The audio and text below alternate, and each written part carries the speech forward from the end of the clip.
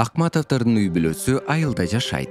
Алардын 7 баласы бар. Анын 3-өсү мектепте окушат. 2 баласы бала бакчага барышат.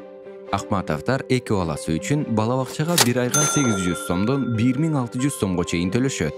Дагы 2 баласы үйдө, бала бакча жашына жете элек.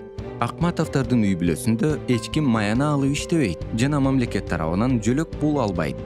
Алардын болгону 1 уй жана 5 кою бар. Акматовдор мындан ары балдарын бала бакчага алып барбоону чечишти. Анткени акысын төлөгөнгө каражаты жетишпейт. Акматовдордун кошунасы Алтынай аялдар кеңешинин төрайымы. Ал Акматовдорго балдарын бала бакчадан чыгарбоону жана жардам алуунун жолдорун сунуштады. Алтынайдын сунушу менен Акматовдор бала бакча жетекчилигине мектепке чейинки билим берүү мекемелердин тамак ашка төлөмү боюнча жеңилдик алуу арызы менен кайрылышты. Бала бакча жетекчилиги маселени чече албастыгын билдирип, айыл өкмөтүнө кайрылуусун айтты. Акматовдордун үй бүлөсү жергиликтүү айыл өкмөтүнүн башчысына арыз менен кайрылышты.